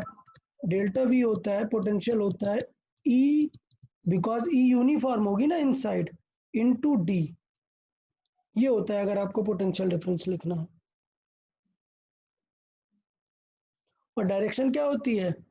इन the direction of electric field potential decreases. तो देख लेना इलेक्ट्रिक फील्ड किस तरफ है, फिर पता चल जाएगा कि वी ए माइनस बी भी आ रहा है आंसर या वी बी माइनस बी। चलो जल्दी से सॉल्व करें। What are the charges on the plates, what are the field at the given points, और हम आंसर चेक करेंगे। एक मिनट का टाइम लें और जल्दी से आंसर करें।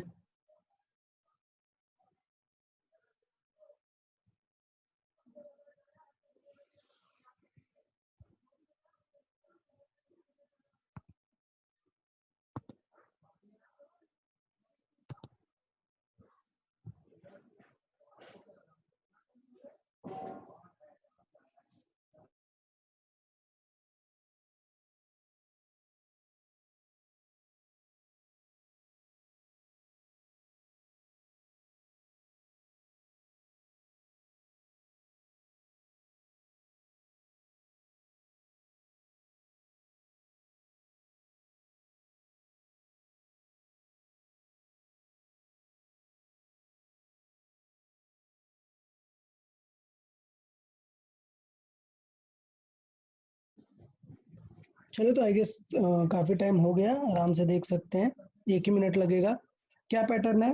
पैटर्न ये है that outside is just total by 2, तो कितना है q, और 2q, तो कितना होगा q प्लस 2q बाई 2, मतलब 3q बाई 2। तो आंसर हो जाएगा क्या? यहाँ पे आंसर आएगा 3q बाई 2, यहाँ पे आंसर आएगा 3q by 2। Done. Step number 2 check करेंगे।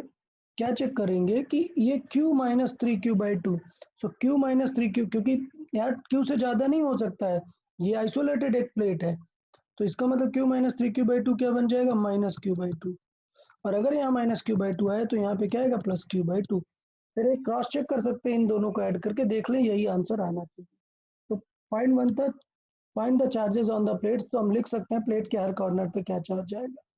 फिर लिखना है फील्ड। तो फील्ड के लिए मैंने डायरेक्ट बताया क्या है, ई आउट। ई आउट मतलब कहाँ पर? 1 and 3। क्या आएगा? आउटसाइड चार्ज कितना है? 3q by 2 upon A epsilon not. ये आंसर हो जाएगा। डायरेक्शन क्या होगी? प्लस से अवे मतलब ये, प्लस से अवे मतलब ये, और इनसाइड अगर बात करें तो प्लस ये है, प्लस से अवे और माइनस के टूवर्ड्स। तो इनसाइड डायरेक्शन होगी लेफ्ट, ये डायरेक्शन होगी लेफ्ट, इस पे डायरेक्शन होगी राइट। ये क्वेश्चन हो गया। अब ये बताओ वैल्यू क्या होगी, हाँ इनकी भी लिख लेते हैं, Q2 कितनी हो जाएगी, ये हो जाएगी अंदर कितना Q है, Q/2 upon A epsilon not, ये आंसर हुआ। नेक्स्ट क्या था, पोटेंशियल लिखना था, तो पोटेंशियल तो लिख दोगे, क्या है इनसाइड फील्ड कितनी है Q/2, तो इनसाइड फील्ड कितनी है, इनसाइड फील्ड है Q/2 upon A epsilon not into distance कितनी है D।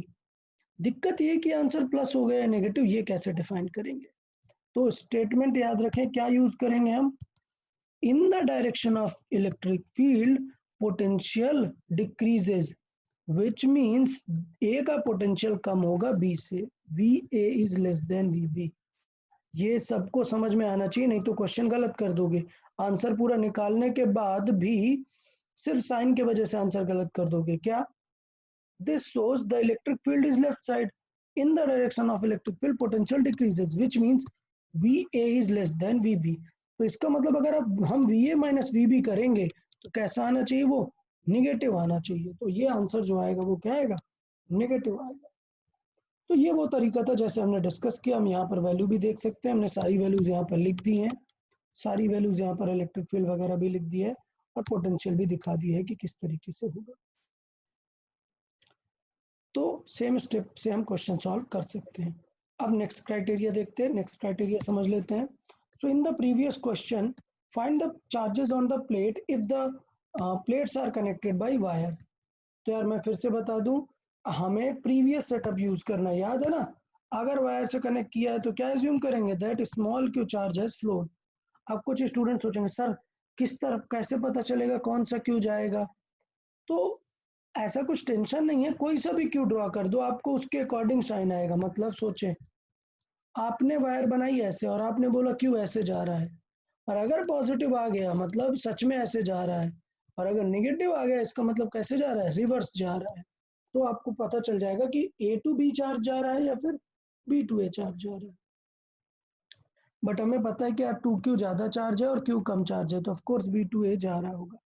अब क्या तरीका करते थे, हम इक्वेट करते थे पोटेंशियल, हम क्या करते थे भाई, हम लॉजिक समझे प्लेट के लिए, शेल में हम क्या करते थे, शेल में करते थे यार ये मान लो 1 है और ये मान लो 2 है, तो क्या करते थे V1 is equal to V2, ये हम किया करते थे। बट यार क्या प्लेट का पोटेंशियल लिखना आता है, प्लेट के लिए पता है क्या फॉर्मूला क्या होता है KQ1/R, नहीं प्लेट के लिए हमें नहीं पता। तो जब हमें पता है कि V1 is equal to V2 है, इसका मतलब V1 माइनस V2 क्या होगा, 0, डेल्टा V मतलब क्या होगा, 0।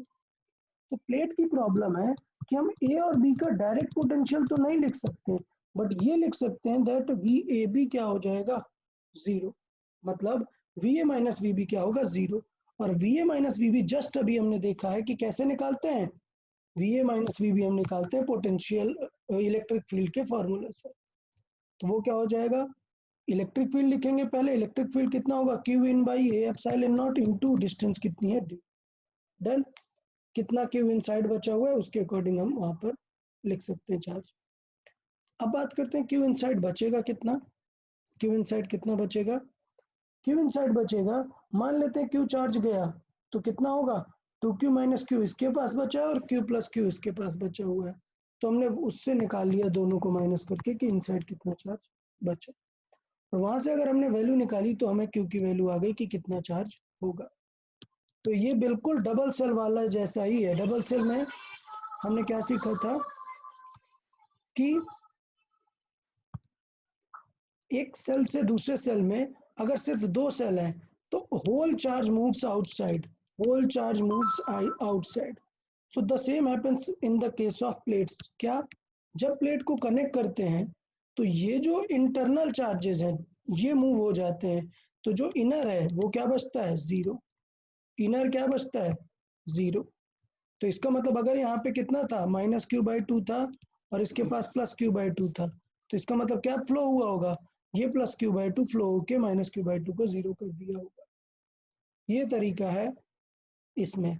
तो शेल में क्या था, इनर से आउटर की तरफ ऑल चार्ज चला जाता है, होल चार्ज इनर से आउटर की तरफ चला जाता है, ये क्राइटेरिया था। यहाँ पे क्या क्राइटेरिया है यार, इनर चार्ज क्या हो जाता है, 0, तो हमेशा आंसर क्या आता है, कितना चार्ज फ्लो होगा, जो चार्ज अंदर था। मतलब अगर हमने ये एग्जांपल लिया होता जो हमने अभी थोड़ी देर पहले रैंडम लिया था, क्या ये, अच्छा इसमें भी प्लस क्यू ही आया था, तो जो भी आंसर आएगा इनर चार्ज इनको ज्वाइन करने में, वही चार्ज क्या हो जाएगा, उसको जीरो बना देगा। तो आपको एज अ थॉट इसको याद रखना पड़ेगा, जितना डेटा याद रखोगे उतना अच्छे से आप क्वेश्चन कर पाओगे। तो ये तरीका था कि अगर हमें इनसाइड देखना है तो कैसे देख सकते हैं। लास्ट पार्ट, इस चैप्टर का लास्ट पार्ट है क्या, कि अगर पैरेलल प्लेट सिस्टम में किसी प्लेट को हमने ग्राउंडेड कर दिया है तो क्या होगा। तो अब ये स्टार मार्क वाली बात है, एकदम रट लो। तो मैं जितनी भी चीजें बता रहा हूँ यार, वो कुछ आपको याद करनी पड़ेंगी जिससे आप एग्जाम में अच्छे से कर पाओ। तो ये डेटा याद रखना है कि अगर हम ग्राउंडेड करते हैं तो ग्राउंडेड का क्या तरीका था कि नेट फोर्स क्या हो जाएगा, जीरो, या फिर अनबाउंडेड चार्जेस, क्या कॉन्सेप्ट था, unbounded charges flow through the wire. तो बेटा अनबाउंडेड चार्ज अगर फ्लो हो गया तो यहाँ पर चार्ज कितना आएगा, जीरो। यार अब सोचो अगर यहाँ पे चार्ज जीरो हो गया तो यहाँ पे भी तो जीरो होगा ना, क्योंकि वो तो दोनों तरफ वही रहेगा। तो किसी भी प्लेट को कनेक्ट करो, सबसे पहली चीज क्या होती है, स्टार मार्क। सबसे पहली चीज क्या होती है, सबसे पहली चीज होगी क्यू आउटसाइड क्या हो जाएगा, जीरो। ये सबसे पहली चीज होगी। देन स्टेप नंबर 2, कि अगर आउटसाइड जीरो हो गया तो चार्ज तो इन लोग के पास है, अभी इसके पास कितना चार्ज है, क्यू, तो वो कहाँ आ जाएगा, अंदर आ जाएगा। और अगर यहाँ पर क्यू है तो यहाँ पर कितना रहेगा भाई, माइनस क्यू रहेगा। अच्छा, इनिशियली इसके पास कितना था, 2Q, फाइनल कितना है, माइनस क्यू, तो निकाल लेंगे ना चार्ज कितना फ्लो हो जाएगा। क्लियर। तो हम इस तरीके से निकाल सकते हैं कि चार्ज कितना फ्लो होगा। तो चार्ज फ्लोन, क्या आंसर आ जाएगा चार्ज फ्लोन का, चार्ज फ्लोन का आंसर आ जाएगा हमारा, इनिशियली था 2Q माइनस फाइनली कितना बचा, माइनस क्यू, मतलब कितना चार्ज फ्लो हुआ, 3Q चार्ज फ्लो हुआ। क्लियर। तो इस तरीके से हम देख सकते हैं कि प्लेट से चार्जेस कैसे निकालने हैं। इस केस में ये काम हमारे बहुत आया कि आउटसाइड के चार्जेस क्या हो जाएंगे, आउटर प्लेट के चार्जेस जीरो हो जाएंगे, और इसके अकॉर्डिंग फिर हमने निकाला कितना चार्ज बचेगा। किसी को कुछ डाउट है क्या, नहीं। तो ये जो स्पेशल क्राइटेरिया वो सब याद रखना है। क्या, अगर वायर से कनेक्ट करेंगे तो क्या होगा, इनर चार्ज हो जाएगा जीरो, डन। और अगर अर्थिंग करेंगे तो कौन सा चार्ज जीरो होगा, आउटर चार्ज जीरो हो जाएगा। तो यहाँ से यार हमारा इलेक्ट्रोस्टैटिक का टॉपिक कंप्लीट होता है। कुछ बुक्स में इलेक्ट्रोस्टैटिक और कैपेसिटर साथ में दिया होता है, बट मैं अलग तरीके से पढ़ाता हूँ। इलेक्ट्रोस्टैटिक को अलग पढ़ाता हूँ, कैपेसिटर को अलग पढ़ाता हूँ। तो अभी जो हमारा चैप्टर कंप्लीट हुआ है वो इलेक्ट्रोस्टैटिक कंप्लीट हुआ है। काफी बड़ा चैप्टर होता है। यूजुअली इस चैप्टर में मिनिमम अगर हम देखें तो 12 to 14 लेक्चर्स लग ही जाते हैं, डन। बट फिर भी हमने काफी मतलब अच्छे समय में अच्छे टाइम पे कंप्लीट कर लिया है चैप्टर। सो उतना बड़ा कुछ इश्यूज नहीं है।